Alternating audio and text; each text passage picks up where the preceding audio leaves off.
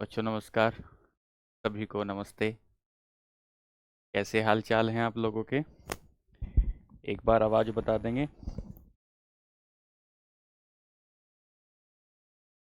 Very good afternoon. Very good afternoon all of you. चलिए एक बार आवाज़ बताइए बच्चों, कैसी आ रही है? आवाज़ बता दीजिए।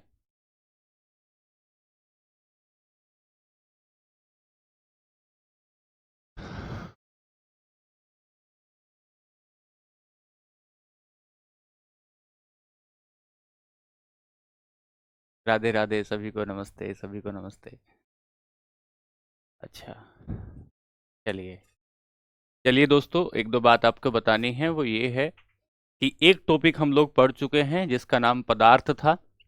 और अब हम उस टॉपिक के, हमारा जो पढ़ाने का तरीका है वो कुछ इस तरीके का है कि पहले हम पूरा टॉपिक पढ़ते हैं और पूरा टॉपिक पढ़ने के बाद हम उस टॉपिक के पीवाईक्यू करते हैं।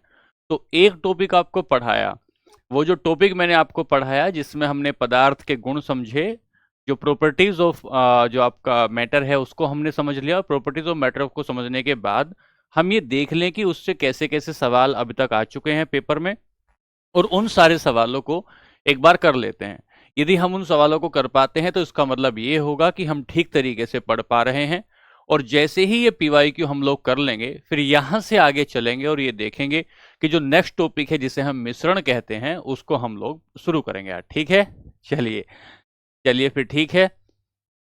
हाँ, कुछ बच्चे कह रहे हैं कि नोट करना है, साथ साथ नोट्स कर बनाते चलेंगे और कोई बात नहीं आएगी तो मुझे बता देंगे, मैं उसको दोबारा से समझाऊंगा, 3 बार समझाऊंगा, 10 बार समझाऊंगा। मेरी कोशिश रहेगी कि आपको बेहतर तरीके से समझा पाऊं। लेकिन मेरा अपना पढ़ाने का तजुर्बा और अनुभव ये रहा है बच्चों कि पहले हम एक बार पूरा का पूरा हम टॉपिक पढ़ते हैं, टॉपिक के बाद उसके पीवाईक्यू कर लेते हैं और पीवाईक्यू करने के बाद फिर हम आगे बढ़ते हैं। उससे फायदा ये होता है कि ताजा ताजा टॉपिक तुरंत रिवीजन भी हो जाता है और रिवीजन के बाद हमें एक हमारी जो अंडरस्टैंडिंग है वो भी बेहतर हो जाती है। तो आइए शुरू करते हैं। आइए। तो सवाल लेते हैं। पहला सवाल है, पहला सवाल आज की क्लास का है। जो हमने टॉपिक पढ़ा था मैंने आपको अभी बताया कि जो टॉपिक था हमारा, जिसका नाम था पदार्थ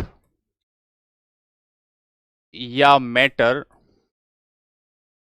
मैटर, उसी टॉपिक के आज हम लोग पीवाईक्यू कर रहे हैं। उसी टॉपिक के आज हम लोग पीवाईक्यू कर रहे हैं और पीवाईक्यू करने के बाद क्लास में जब आगे बढ़ेंगे तो आज हम मिश्रण टॉपिक, जो हमारा टॉपिक नंबर 2 होगा, उसे पढ़ रहे होंगे। इससे आगे बढ़ेंगे। ठीक है? तो ये तो हुआ यहां तक की बात। शुरू करते हैं। आइए। तो किसी पदार्थ को गर्म करने पर उसके कणों पर क्या प्रभाव पड़ता है? What effect does heating a substance have on it's? अगर किसी पदार्थ को हम गर्म करते हैं तो उस पर क्या प्रभाव पड़ता है? पिछली क्लास में हमने एक बात समझी थी कि यदि हम किसी पदार्थ को गर्म करें, किसी पदार्थ को, किसी मैटर को हीट देते हैं, तो हीट देने पर जो उसका आयतन है, आयतन में वृद्धि होती है, उसके वॉल्यूम में वृद्धि होती है। वॉल्यूम में वृद्धि का मतलब क्या है कि जो पार्टिकल हैं और पार्टिकल के बीच की दूरी है, कणों के बीच की दूरी बढ़ जाती है, कणों के बीच की दूरी बढ़ जाती है, पार्टिकल के बीच की दूरी बढ़ जाती है। और पार्टिकल के बीच की दूरी के साथ साथ वो जो तेज तेज गति में, तेज गति से घूमने लगते हैं तो उनकी गति भी बढ़ जाती है। तो सवाल पहला हुआ, किसी पदार्थ को गर्म करने पर उसके कणों पर क्या प्रभाव पड़ता है? क्या वो तेज गति से करते हैं या वो धीमी गति करते हैं, गति करना बंद कर देते हैं, या वो नष्ट हो जाते हैं? तो हमने कहा सर ये धीमी गति तो नहीं करेंगे, गति करना बंद भी नहीं करेंगे, नष्ट भी नहीं होते। क्या मतलब है नष्ट होने का? तेज गति करने लगते हैं, तेज गति करने लगते हैं। एक बात हुई। और दूसरी बात आप समझे कि जब वो तेज गति करते हैं, सुनना ध्यान से, टॉपिक रिवीजन हो जाएगा भाई। कणों के गति करना, motion of particle, motion of particle, motion of particle, कणों का गति करना, मोशन ऑफ पार्टिकल क्या कहलाता है? ये उस एटम की गतिज ऊर्जा कहलाता है। उस एटम की गतिज ऊर्जा या काइनेटिक एनर्जी से कहते हैं, गतिज ऊर्जा या काइनेटिक एनर्जी कहते हैं। जो बच्चे पिछली क्लास में ये नहीं समझ पा रहे थे कि ये काइनेटिक एनर्जी क्या होती है, तो किसी भी पदार्थ के जो छोटे छोटे कण होते हैं, उन कणों में एक गति होती है, उन कणों में घूर्णन होता है, लगातार वो गति करते रहते हैं, उस गति को ही काइनेटिक एनर्जी कहते हैं।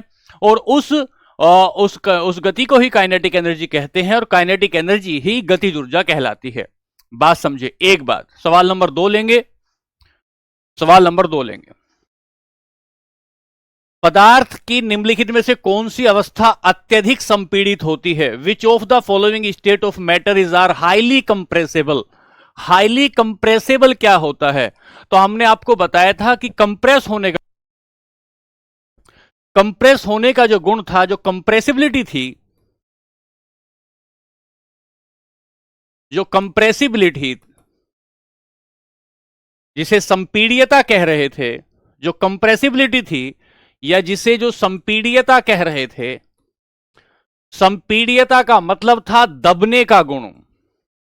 दबने का गुण, दबने का गुण का मतलब क्या होता है? जिसके आयतन में कमी हो सकती हो, जिसके वॉल्यूम या आयतन में कमी की जा सकती हो, जिसे दबाकर उसके वॉल्यूम में कमी की जा सकती हो, उसे ही कंप्रेसिबिलिटी। गुब्बारे को दबा के आपको दिखाया था, तो समझे। ठोस अवस्था की कंप्रेसिबिलिटी नहीं, ठोस में कंप्रेसिबिलिटी ना के बराबर होती है। ठोस और द्रव अवस्था में, ठोस में ना के बराबर होती है, लेकिन द्रव में, हां, द्रव में कंप्रेसिबिलिटी होती है, लेकिन तुलनात्मक गैस की तुलना में कम होती है, गैस की तुलना में कम होती है। द्रव अवस्था में, सर द्रव अवस्था में कंप्रेसिबिलिटी होती है, लेकिन द्रव अवस्था में जो कंप्रेसिबिलिटी होती है वो सबसे ज्यादा नहीं होती, सबसे ज्यादा नहीं होती।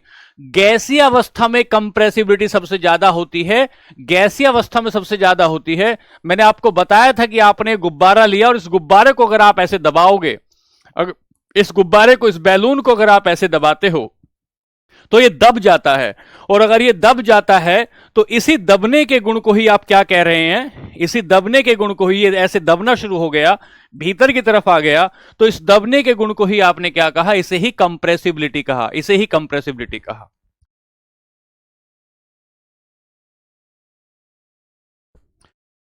सवाल नंबर 3 पर चलते हैं। सवाल नंबर 3, बात ठीक है बच्चों? समझ में आ रहा है? समझ में आ रहा है? ठीक है। सबसे अधिक कंप्रेसिबिलिटी की बात। फिर तीसरे नंबर पर सवाल पर आए, ताप बढ़ाने पर पदार्थों की कौन सी अवस्था में सर्वाधिक विस्तार होता है? तो ध्यान से सुनिएगा, ध्यान से समझिए कि अगर किसी भी पदार्थ का टेम्परेचर बढ़ाते हैं, तो टेम्परेचर बढ़ाने से कणों के बीच की दूरी, पदार्थ के कणों के बीच की दूरी बढ़ जाती है। कणों के बीच की दूरी बढ़ जाती है। कैसे समझेंगे? कि पहले कण यहां रखे हुए थे किसी पदार्थ के, पहले किसी भी पदार्थ के मॉलिक्यूल की यह अवस्था थी, जैसे ही आपने इसे टेम्परेचर दे दिया तो अवस्था ये हो गई, कण दूर दूर हो गए, और जैसे ही कणों के बीच की दूरी बढ़ जाती है, इसका मतलब होता है कि अट्रैक्शन फोर्स, आकर्षण बल कम हो जाता है। कणों के बीच में अट्रैक्शन फोर्स कम हो जाता है, और यदि कणों के बीच में अट्रैक्शन फोर्स कम होता है तो ये फैलने लगते हैं, और इस फैलने के गुण को ही विस्तार कहा जाता है। इस फैलने के गुण को ही विस्तार कहा जाता है, फैलने के गुण को ही विस्तार कहा जाता है। बात समझिए।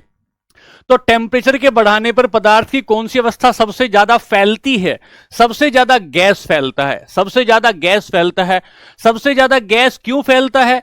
क्योंकि इसमें पहले से ही पदार्थों के बीच में अट्रैक्शन फोर्स कम होता है।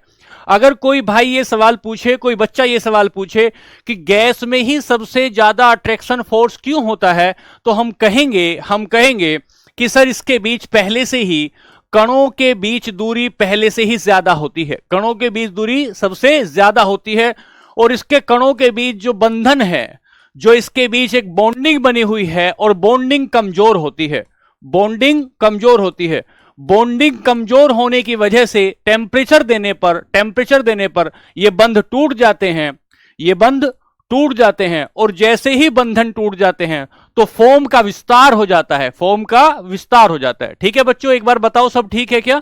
सब समझ में आ रहा है? कोई बात आपको ऐसी तो नहीं जो नहीं समझ में आ रही हो? सवाल नंबर 3। सवाल नंबर 4 पर चलते हैं। एक बार कमेंट करके बताइए सब ठीक है, पीछे जो आपने पढ़ा है। सवाल नंबर 4 पर चलते हैं। निम्नलिखित में से किस पदार्थ में कण अधिकतम बल के साथ बंधे होते हैं? कौन से में अधिकतम बल के साथ? कोई बच्चा कह रहा है कि ग्रुप डी के पीवाई करो। बच्चों टॉपिक से कहीं से भी टॉपिक में कि इस टॉपिक से किसी ने भी सवाल पूछा होगा, छोटे से छोटा बड़े से बड़ा कोई सवाल पूछा होगा, सारे सवाल हम यहां लगाकर लेके आएंगे।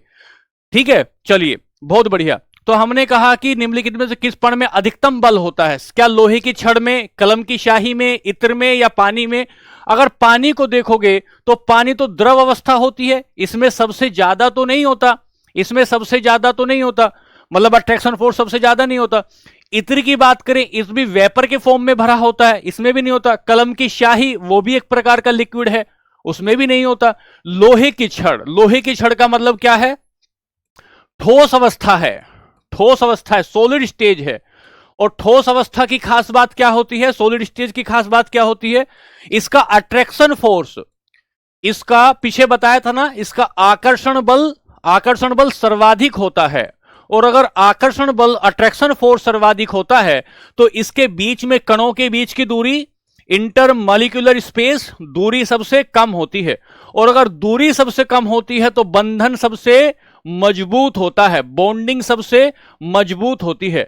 और अगर बॉन्डिंग सबसे मजबूत होती है तो डेंसिटी, घनत्व ज्यादा होता है, डेंसिटी ज्यादा होती है। क्या पूछ रहा है? बंधन क्या पूछ रहा है? बंधन पूछ रहा है कि सबसे मजबूत बंधन किसमें होगा, अट्रैक्शन फोर्स किसमें होगा? तो आकर्षण बल ठोस अवस्था में सबसे ज्यादा हो जाएगा। चलिए सवाल नंबर 5 पर चलते हैं। नहीं, क्वेश्चन को बच्चा कोई कह रहा है कि क्या क्वेश्चन नोट कर? नहीं, क्वेश्चन नोट नहीं करना है बच्चे, क्वेश्चन नोट नहीं करना है। ठीक है, तो सवाल हो जाएगा इसका मैंने जवाब बताया 3 और इसका जवाब बता रहा हूं ए। सवाल नंबर 5 पर चलते हैं। हाँ, प्लाज्मा नहीं हो सकता प्रदीप भाई 3 का। क्यों नहीं हो सकता? क्योंकि प्लाज्मा चार्ज के लिए जाना जाता है, प्लाज्मा उसके ऊपर आने वाले चार्ज के लिए जाना जाता है कि गैस आयनीकृत हो जाती है। लेकिन यह कह रहा है कि फैलती कौन सी है, ठीक है। चलिए सवाल नंबर चलते हैं 5 पर। पदार्थ की किस अवस्था में कणों में गतिज ऊर्जा सबसे ज्यादा होती है? तो हमने कहा कि कोई पदार्थ होता है, बहुत बेसिक से समझे, कोई मैटर होता है, वो मैटर छोटे छोटे कणों से मिलकर बनता है, इन कणों में एक गति होती है, गति का मतलब ये घूमते रहते हैं, ये चलते रहते हैं, घूमते रहते हैं। और इस गति को ही क्या कहते हैं? इस गति को ही काइनेटिक एनर्जी, गतिज ऊर्जा कहा जाता है। काइनेटिक एनर्जी, गतिज ऊर्जा कहा जाता है। अब ये जो गतिज ऊर्जा है, ये जो काइनेटिक एनर्जी है, ये जो गतिज ऊर्जा, ये काइनेटिक एनर्जी है, ये किसमें ज्यादा होगी? जिसमें बंधन कमजोर होगा। काइनेटिक एनर्जी किसमें ज्यादा होगी? जिसमें बंधन कमजोर होगा। और बंधन कमजोर किसमें है? ये ठोस है, ठोस के पार्टिकल ऐसे रखे गए हैं, ये ठोस के पार्टिकल हैं। फिर यहां से आगे गए, ये लिक्विड है, ये लिक्विड के पार्टिकल ऐसे रखे गए, यहां थोड़ा सा बंधन कमजोर हुआ। फिर यहां से आगे गए, ये गैस है, यहां पार्टिकल ऐसे रखे गए, ये बंधन और कमजोर हो गया। फिर यहां से आगे गए, ये प्लाज्मा है, इसका बंधन और कमजोर है। तो जितना कमजोर बंधन होगा उतनी ही काइनेटिक एनर्जी ज्यादा हो जाएगी। तो हमने कहा लेकिन हम क्या कह रहे हैं काइनेटिक एनर्जी में हम क्या कह रहे हैं कि सबसे ज्यादा किसकी होगी गतिज ऊर्जा? तो सबसे ज्यादा कहेंगे हम लोग इसमें आपकी गैस की जो है, सबसे ज्यादा आपकी इसमें गतिज ऊर्जा प्लाज्मा की हो जाएगी। सबसे ज्यादा काइनेटिक एनर्जी किसकी हो जाएगी? प्लाज्मा की हो जाएगी। जैसे जैसे इस तरफ बढ़ना शुरू करेंगे तो इनका बंधन ऊर्जा कमजोर हो जाएगी, और बंधन ऊर्जा कमजोर हो जाने से काइनेटिक एनर्जी बढ़ जाएगी। तो जब भी कभी इसमें कोई आपको जो है आपको कोई डाउट आ रहा हो तो कहें कि बंधन ऊर्जा कमजोर होने से, वीक हो जाएगी बॉन्डिंग या बंधन के कमजोर होने से गतिज ऊर्जा बढ़ती है, काइनेटिक ऊर्जा, गतिज ऊर्जा या काइनेटिक एनर्जी बढ़ जाती है, काइनेटिक एनर्जी बढ़ जाती है। यह बात हो गई, ठीक है, बात ठीक है। यहां से आगे बढ़ें। चलिए एक बार और समझा रहा हूं मैं आपको कि पदार्थ छोटे छोटे कण से मिलकर बनता है, कण गति करते रहते हैं। ये जो कण गति करते हैं इनकी गति को ही क्या कहते हैं, इन कणों की गति को ही हम गतिज ऊर्जा कहते हैं। गतिज ऊर्जा में बंधन बहुत कमजोर होते हैं, बंधन बहुत कमजोर होते हैं, ठीक है।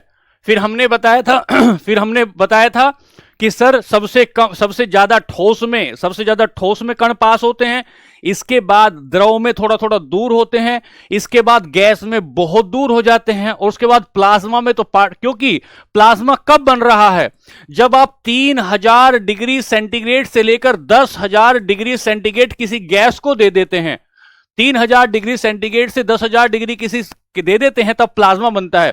ये प्लाज्मा कहां मिलता है, ये प्लाज्मा सूर्य में मिलता है, ये प्लाज्मा तारों में मिलता है, तारों में मिलता है। तो सर बहुत ज्यादा काइनेटिक एनर्जी प्लाज्मा की होती है। मैं समझा रहा हूं ना बच्चे, बॉन्डिंग जिससे एक दूसरा कण बंध के बैठा है, जिससे एक दूसरा कण बंधकर बैठा है, उसे ही कहते हैं, ठीक है। तो काइनेटिक एनर्जी सबसे ज्यादा, अगर यहां देखो कुछ बच्चों को डाउट आ रहा है तो मैं यहां लिख देता हूं, कुछ बच्चों को डाउट आ रहा है कि काइनेटिक एनर्जी ठोस में, उसके बाद द्रव में, फिर गैस में और फिर प्लाज्मा में। बच्चों डाउट को क्लियर करो। जैसे जैसे प्लाज्मा से इधर बढ़ते जाओगे, प्लाज्मा में सबसे ज्यादा, फिर गैस में उससे कम, फिर द्रव में उससे कम, और ठोस में सबसे कम हो जाएगी, ठीक है। आगे चलें, चलिए यहां से आगे चलते हैं सवाल नंबर 6 पर। निम्नलिखित में से कौन सा गैस का लक्षण नहीं है, निम्नलिखित में से कौन सा गैस का लक्षण नहीं है, गैस का लक्षण इनमें से कौन सा नहीं है। चलिए पहला, यह अत्यधिक संपीड़ित होती है। क्या गैस को बहुत ज्यादा कंप्रेस किया जा सकता है, हां, गैस को बहुत ज्यादा कंप्रेस किया जा सकता है, यह बात तो ठीक है। दूसरी बात, इसका आकार निश्चित होता है क्या, नहीं, गैस का आकार निश्चित नहीं होता। यहां से आगे पढ़ने की जरूरत नहीं। सर गैस की जब हम बात करते हैं, गैस के गुण क्या क्या होते हैं, पिछली क्लासेस में पढ़ा है कि गैस के गुण क्या क्या होते हैं।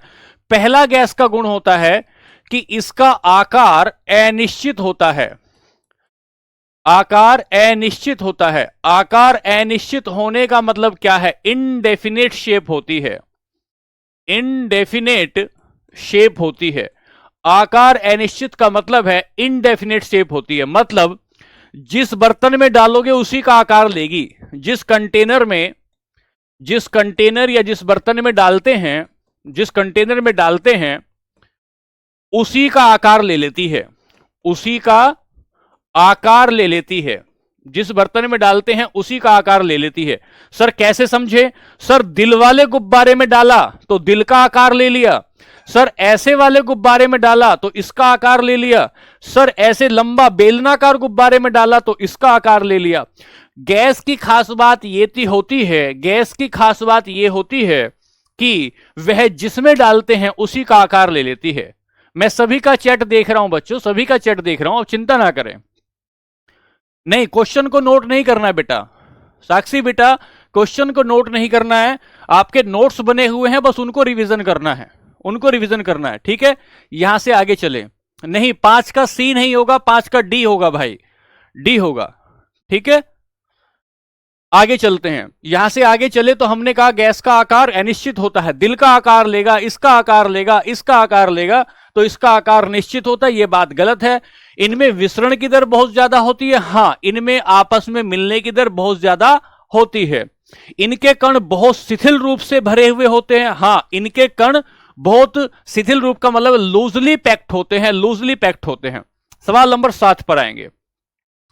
पदार्थ की अवस्थाओं में दाब में परिवर्तन के प्रभावों को कौन सा कथन सही है, कौन सा कथन सही है।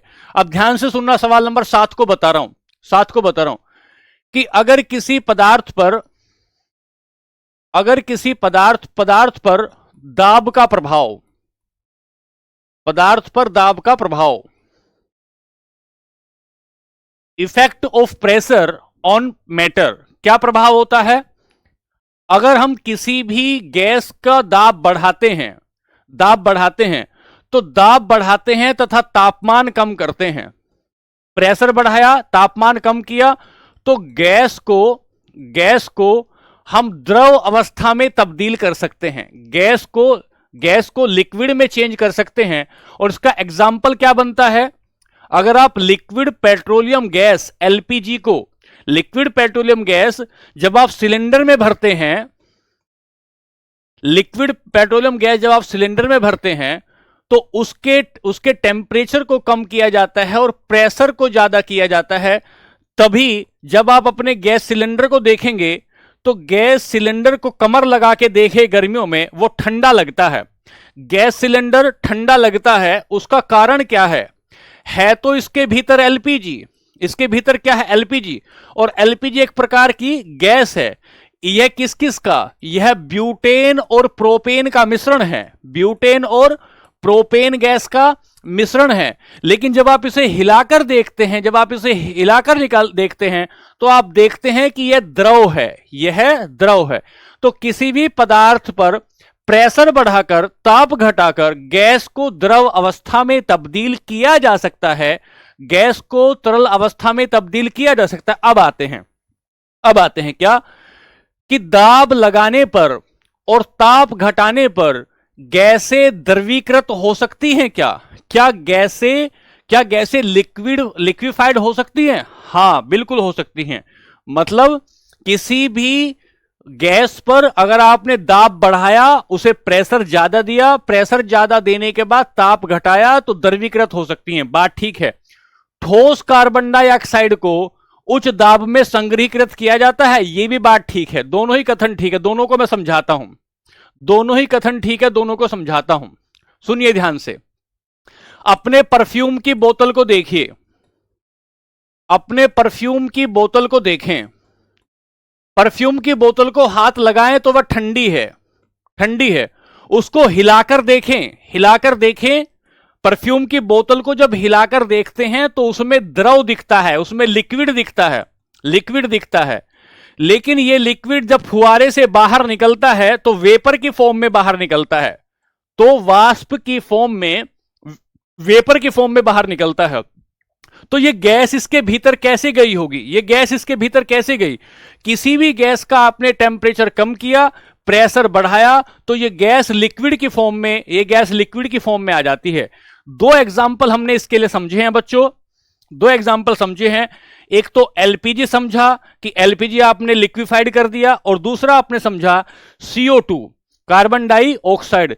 जब आप कार्बन डाइऑक्साइड को टेम्परेचर कम करते हैं और उसका प्रेशर बढ़ा देते हैं तो इसे शुष्क बर्फ कहा जाता है, इसे ड्राई आइस या शुष्क बर्फ कहा जाता है, ड्राई आइस या शुष्क बर्फ कहा जाता है। पेपर में सवाल पूछेगा कि शुष्क बर्फ क्या है, शुष्क बर्फ क्या है। तो शुष्क बर्फ का मतलब होता है, ड्राई आइस का मतलब होता है कि जब आप कार्बन डाइऑक्साइड को कम टेम्परेचर पर ले आते हैं, प्रेशर बढ़ा देते हैं, तो CO2 किस में तब्दील हो जाता है, CO2 शुष्क बर्फ में तब्दील। ठीक है सर, एक भी ठीक है, दो भी ठीक है। क्या आप समझा पाए इस बात को? ठीक है रोहित भाई, थैंक यू। नेहा समझ नहीं आया, कोशिश करें समझने की, मैंने 3-4 एग्जाम्पल दिए हैं आपको। ठीक है, बात क्लियर है कि नहीं बच्चे, बताओ एक बार बताइए।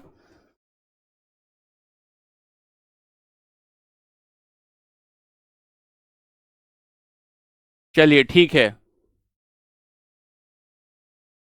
आगे चलते हैं। ओके ठीक है,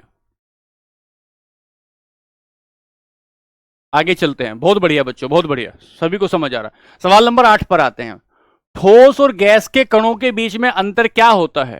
ठोस और गैस के कणों के बीच में क्या अंतर होता है?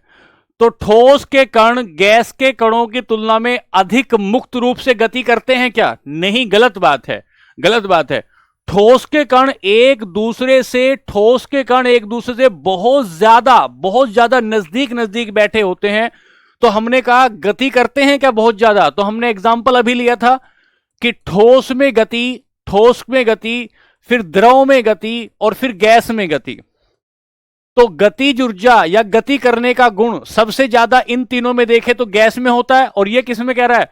ठोस कण गैस कणों की तुलना में अधिक रूप से गति करते हैं। गलत बात हो गई।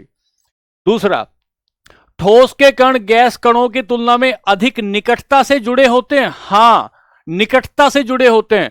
तो ठोस के कणों की स्थिति तो ऐसे होती है, एक दूसरे को हक करके बैठे हैं, ऐसे जैसे 20 लोगों की भीड़ में 20 लोगों की बस में 50 लोगों को भर रखा हो, ठोस की स्थिति है। फिर द्रव के कण कैसे होते हैं? द्रव के कण आपस में एक दूसरे से ऐसे जुड़े होते हैं। और जब हम गैस के कणों को देखते हैं तो गैस के कण ऐसे होते हैं। तो हम कहें कि ठोस के कण गैस के कणों की तुलना में अधिक निकटता से जुड़े होते हैं। हां, तो ठोस के कण में अधिक निकटता है, ठोस के कणों में अधिक निकटता से जुड़े हैं। बिल्कुल सही बात है। इनमें जो डिस्टेंस है वो बहुत कम है। ये बात ठीक है। ठोस के कणों में गैस कणों की तुलना में अधिक ऊर्जा होती है? नहीं, ऊर्जा कम होती है। और ठोस कण गैस कणों की तुलना में विभिन्न तत्वों से बने, इसका कोई मतलब नहीं। प्राथमिक अंतर पूछ रहा है, प्राथमिक अंतर बी हो जाएगा, प्राथमिक अंतर बी हो जाएगा। ठीक है, चलिए आगे चलते हैं। सवाल नंबर 9, निम्नलिखित में से कौन सा पदार्थ के कणों का गुण नहीं है? कौन सा पदार्थ के कणों का गुण नहीं है? देखिए सवाल पढ़िए ध्यान से, सवाल को पढ़िए कि सवाल का गुण क्या पूछना चाहता है। देखते हैं, आइए देखते हैं क्या कहता है कि इनके बीच रिक्त स्थान होता है। हां, हमने कहा था सर पदार्थ के गुण क्या होते हैं, पदार्थ के प्रॉपर्टी या गुण क्या क्या होते हैं। पहला, प्रॉपर्टी ऑफ मैटर क्या क्या होती है? प्रॉपर्टी ऑफ मैटर क्या होती है? पहला होता है इनमें अंतराण्विक स्पेस होता है, इनमें रिक्त स्थान होता है, हां सर, इनमें एम्प्टी स्पेस होता है, सही बात है, एम्प्टी स्पेस होता है। एक बात ठीक है, ये एक दूसरे को आकर्षित करते हैं तो इनमें आकर्षण बल होता है। दूसरा गुण बताया था पहली ही क्लास में, इनमें अट्रैक्शन फोर्स या आकर्षण गुण बल होता है। ये आकार में बहुत बड़ी होते हैं या ये निरंतर गतिशील होते हैं। तीसरा गुण बताया था इनमें लगातार गतिज ऊर्जा होती है, ये इनमें गति का गुण पाया जाता है। इनमें काइनेटिक एनर्जी होती है, क्या ये आकार में बहुत बड़े होते हैं? नहीं, ये आकार में बहुत बड़े नहीं होते, आकार में बहुत छोटे होते हैं, बात क्लियर है बच्चे? बहुत बढ़िया। सवाल नंबर 10 पर चलते हैं। पदार्थ की द्रव अवस्था के संबंध में कौन सा सही है? द्रव अवस्था के संबंध में बताइए, द्रव अवस्था के संबंध में कौन सा सही है? बहुत अच्छा जवाब दे रहे हैं सभी बच्चे, बहुत शानदार।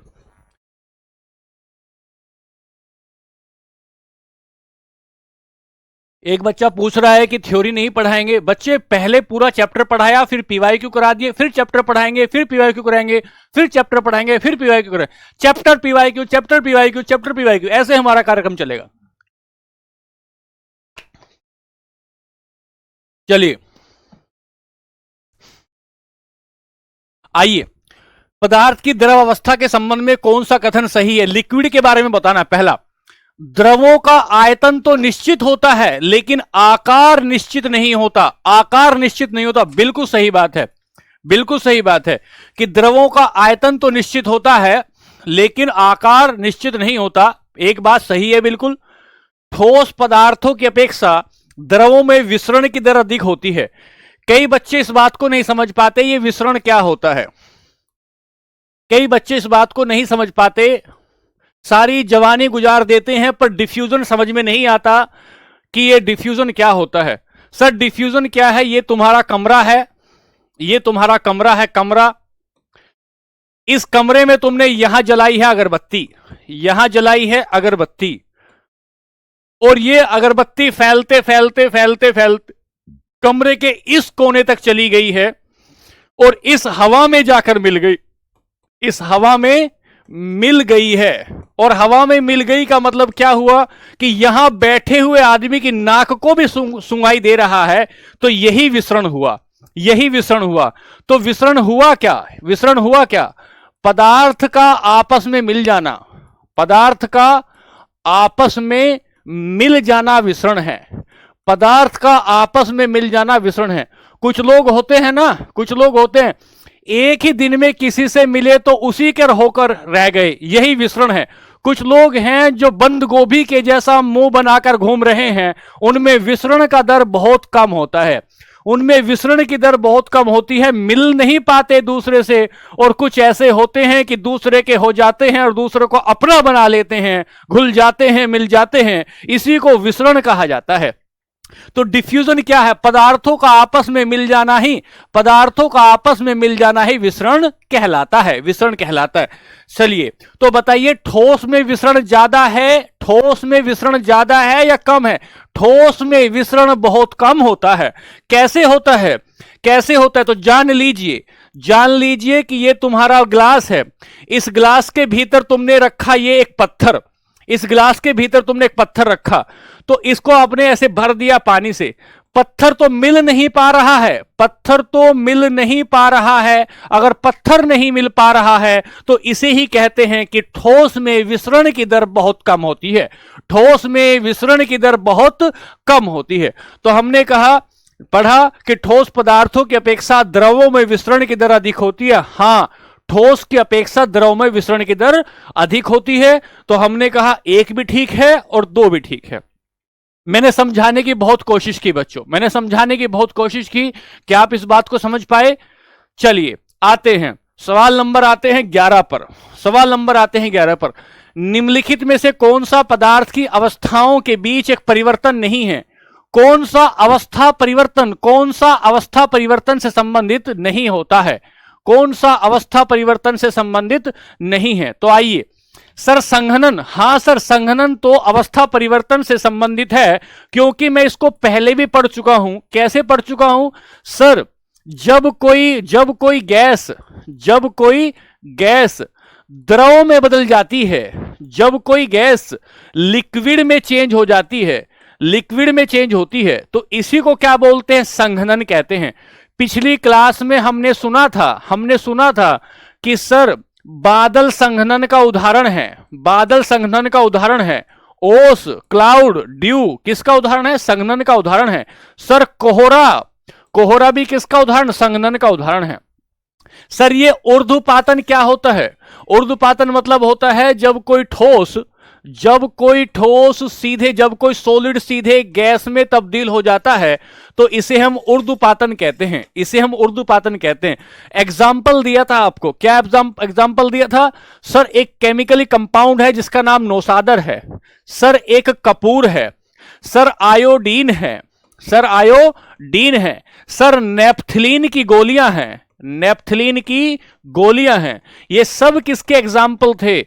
ये सारे के सारे एग्जाम्पल थे ऊर्ध्वपातन के। ठीक है सर, ये भी एग्जाम्पल है। सर वाष्पन क्या होता है? वाष्पीकरण क्या होता है?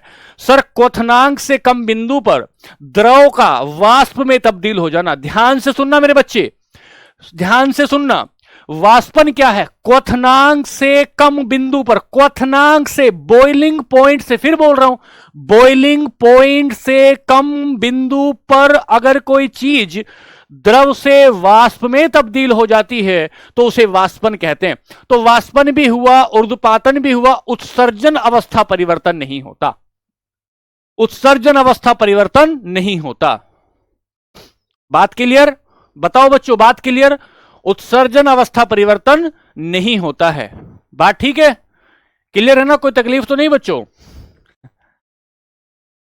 कोई तकलीफ तो नहीं?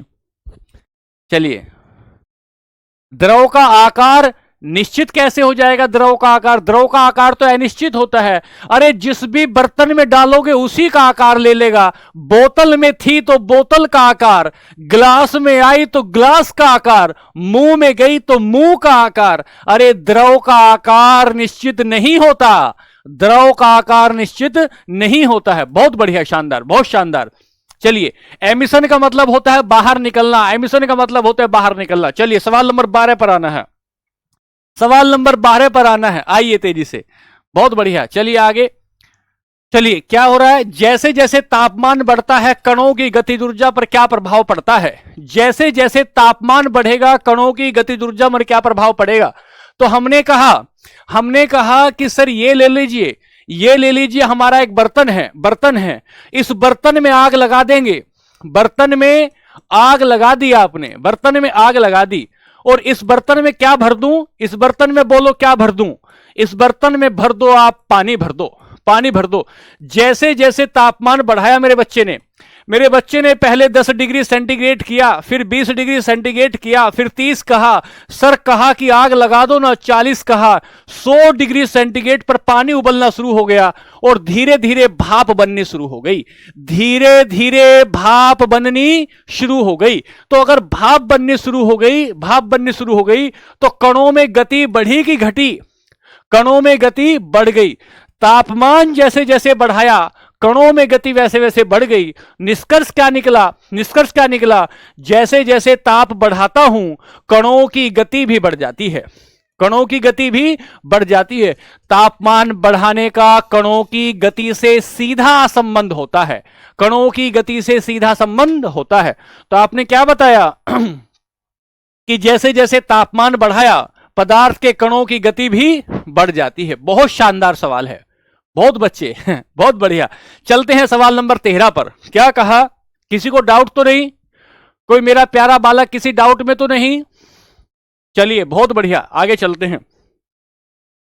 बहुत शानदार सवाल है। क्या कहता है? द्रवों की अपेक्षा ठोसों की अपेक्षा द्रव में विसरण की दर अधिक होती है, क्योंकि। सवाल को पढ़ें और सवाल का आनंद ले, सवाल को पढ़ें और आनंद ले, यही आनंद है। क्या कहता है कि विसरण की दर, सवाल ने कहा विसरण की दर ठोस की अपेक्षा द्रव में ज्यादा होती है, यह सवाल पूछ रहा है और कह रहा है ऐसा क्यों होता है? रेट ऑफ डिफ्यूजन ज्यादा होती है और पूछता है सवाल कि ऐसा क्यों होता है।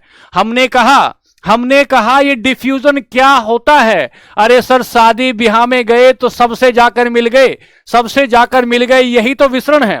पदार्थ का एक दूसरे में मिल जाना ही तो विसरण कहलाता है। तो हमने क्या कहा, सुनिए, कि द्रव अवस्था में कण स्वतंत्र रूप से गति नहीं करते। अरे द्रव अवस्था में तो स्वतंत्र रूप से गति करते हैं, यही बात गलत कर दूंगा मैं तो। द्रव अवस्था में तो कण स्वतंत्र रूप से गति करते हैं, तभी तो भाप बन जाती है। मैं सबकी चैट देख रहा हूं, आप चिंता ना करो, सबकी चैट देख रहा हूं, आप अपना पढ़ाई पर फोकस करो पूरा रूप से। चलिए फिर दूसरा, द्रव अवस्था में कण स्वतंत्र रूप से गति नहीं करते। नहीं, द्रव अवस्था में कण स्वतंत्र रूप से गति करते हैं।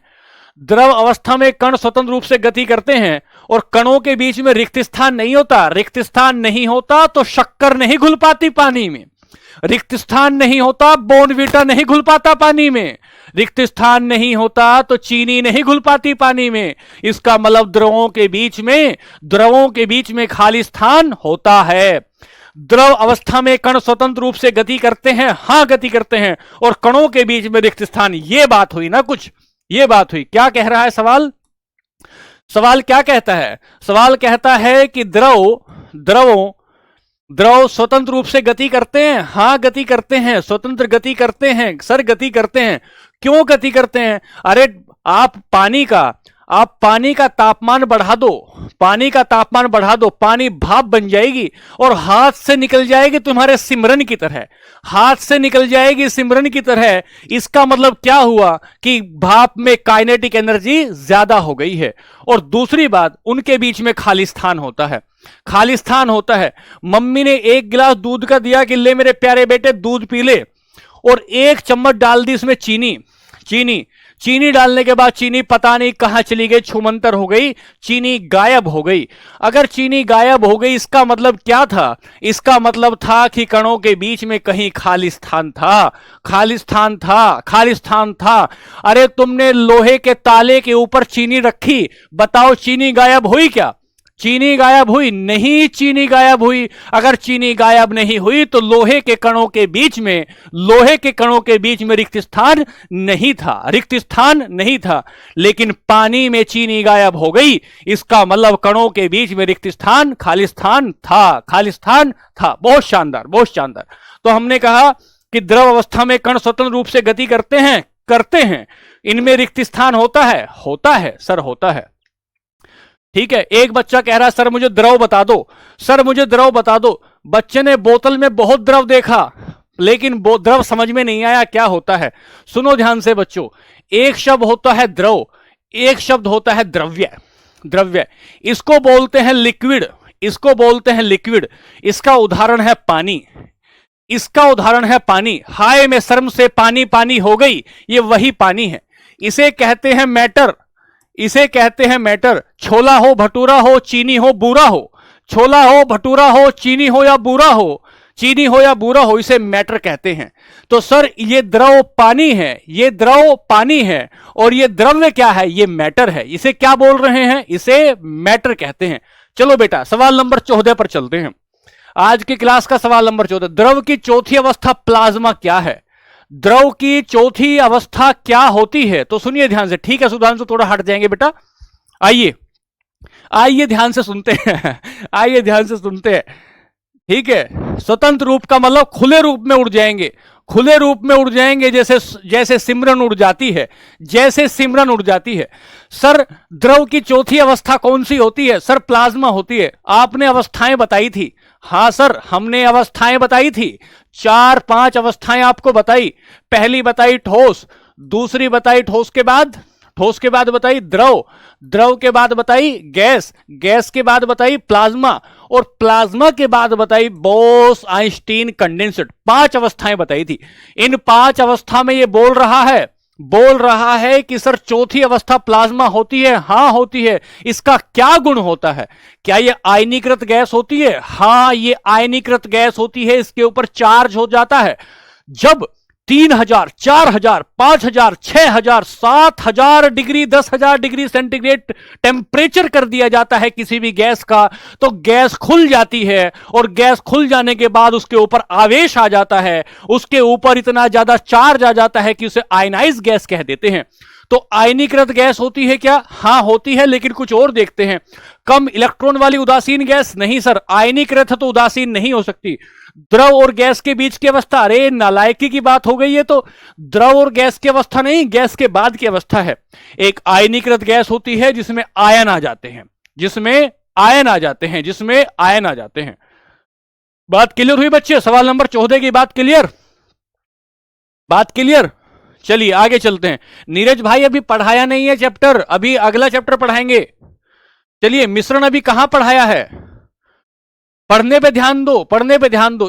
तुम सारी चिंता छोड़ दो कि कौन सा चैप्टर पढ़ाया, कौन सा चैप्टर नहीं पढ़ाया। ये चिंता हमारी है, ये जिम्मेदारी हमारी है। आपका मतलब है कि आप हमारी उंगली पकड़ो और उंगली पकड़ के धीरे धीरे धीरे धीरे चलते रहो। बात क्लियर? चलो सवाल नंबर आए 16-15 पर। क्या कहता है? निम्नलिखित में से वो घटना बता दो, वो घटना बता दो निम्नलिखित में से कौन सी, कि किस घटना में एक ठोस द्रव में परिवर्तित हो जाता है। ठोस किस में परिवर्तित हो जाए? अगर कोई ठोस द्रव में परिवर्तित हो जाता है तो इसी को मेल्टिंग कहते हैं। क्या कहते हैं? इसी को मेल्टिंग कहते हैं। सर ये ऊर्ध्वपातन क्या होता है? सर अगर कोई यही ठोस किस में तब्दील हो जाए, ठोस अगर द्रव में तब्दील हो जाए, मेल्ट कहते हैं। उदाहरण क्या होगा? अरे बर्फ का पिघलना। क्या बताया? बर्फ का पिघलना। पहली मर्तबा उससे जाकर मिला, मैं सोच रहा था कि मैं तो बड़ा सख्त हूं, बड़ा ठोस हूं। जैसे ही उसने हल्की सी मुस्कुराहट दी तो मेल्ट हो गया, हल्की सी मुस्कुराहट दी तो मेल्ट हो गया, गलन हो गया। सारा का ठारा ठोस पानी में बदल गया। ठोस सारा का सारा द्रव में बदल गया, द्रव में बदल गया। सर ऊर्ध्वपातन क्या होता है? ऊर्ध्वपातन अगर कोई ठोस गैस में तब्दील हो जाए, अगर कोई ठोस गैस में तब्दील हो जाए तो इसे क्या कहते हैं? इसे ऊर्ध्वपातन कहते हैं। सर निक्षेपण क्या होता है? अगर कोई गैस डायरेक्ट ठोस में तब्दील हो जाए, ठोस में तब्दील हो जाए, बदल जाए, इसे ही निक्षेपण कहते हैं, इसे ही निक्षेपण कहते हैं। बात समझे क्या? तो क्या होगा? गलन होगा। सवाल नंबर 15 का ए होगा। बात क्लियर? चलिए आगे चलते हैं, आगे चलते हैं। सवाल नंबर 16 पर आएंगे। क्या कहता है? सभी द्रव और गैसें क्या होती हैं? सभी द्रव और गैसें क्या होती हैं? सर इनका एक गुण होता है जिसे फ्लूइड कहते हैं। फ्लूइड का मतलब होता है जिसमें बहने का गुण हो, जिसमें बहने का गुण हो, जिसमें बहने का गुण हो, बहने का गुण। जो बह जाता हो उसे फ्लूइडिटी कहते हैं, जो बह जाता है उसे फ्लूइडिटी कहते हैं।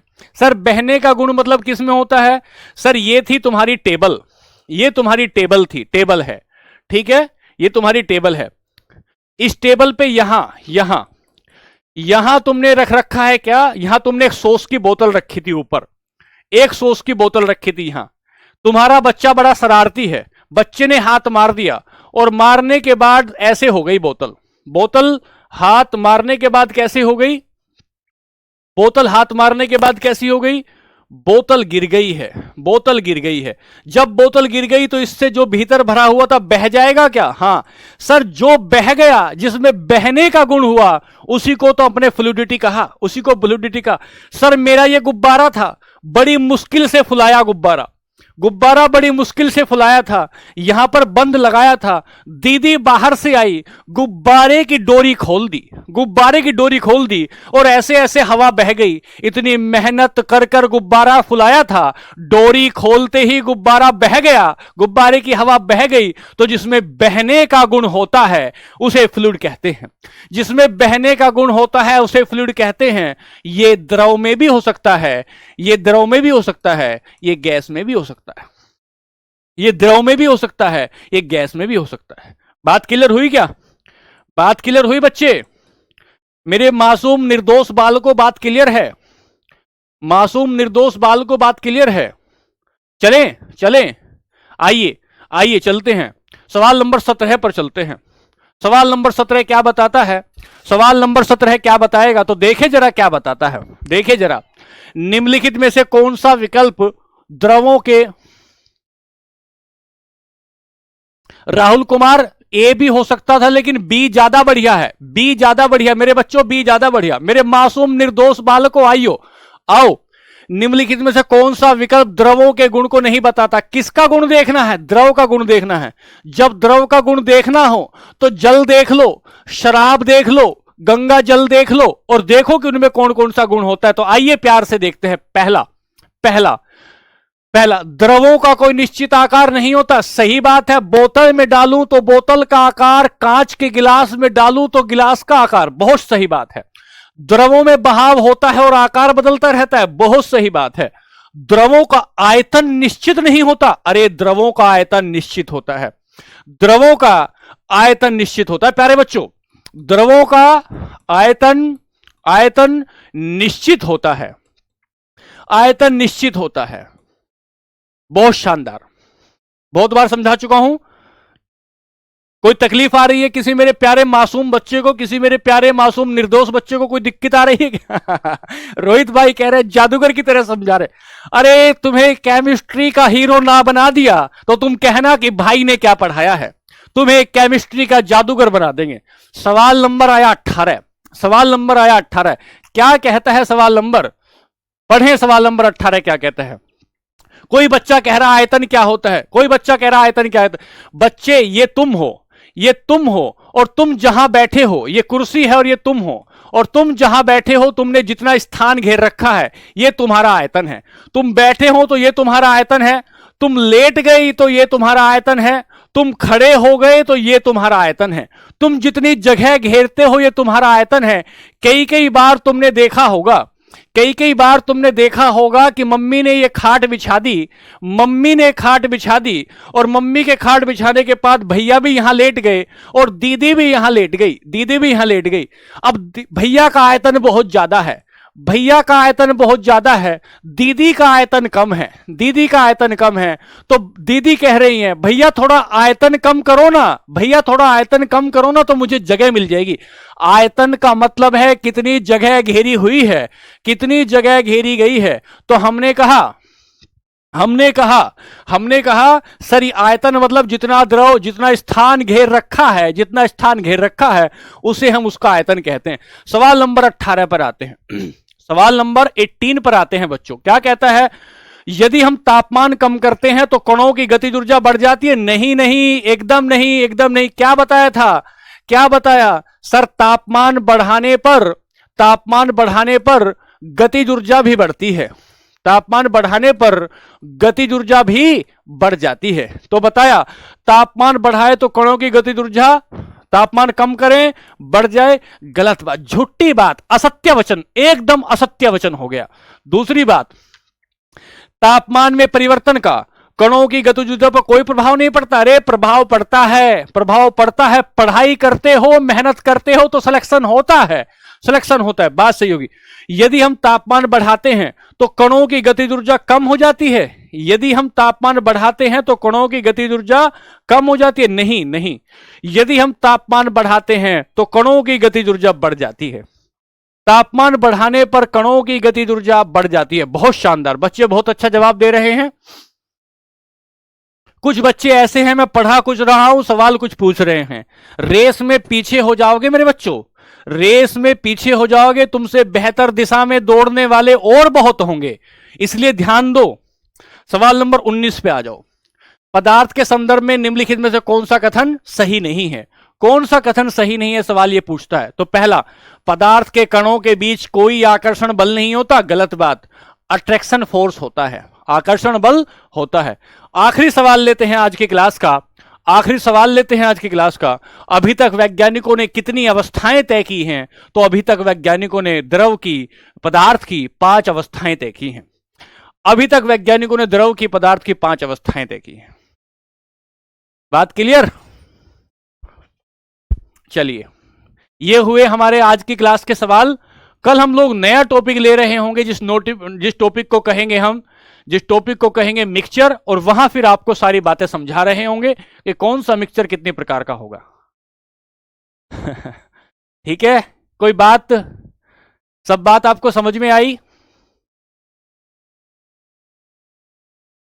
चलिए, नया टॉपिक लेंगे। मैं आपको फिर एक बार याद दिला देता हूं, मेरा अपना पढ़ाने का तरीका यह है कि पहले टॉपिक पढ़ाता हूं, टॉपिक पढ़ाने के बाद मैं फिर आपको पढ़ाता हूं पीवाईक्यू, फिर टॉपिक पढ़ाता हूं, फिर पीवाईक्यू, फिर टॉपिक, फिर पीवाईक्यू। ये मेरा पढ़ाने का तरीका है। और ऐसे ही आपको जीरो से हीरो की तरफ और फर्श से अर्श की तरफ लेकर बढ़ूंगा। ठीक है, चलिए फिर। थैंक यू सभी को, बहुत बहुत धन्यवाद, बहुत बहुत धन्यवाद। खूब मेहनत करिए, खूब पढ़िए, खूब मेहनत करिए। फिर मिलते हैं कल की क्लास में, फिर मिलते हैं। आज के लिए नमस्ते, खुश रहिए, आनंदित रहिए, खूब पढ़िए। नमस्कार।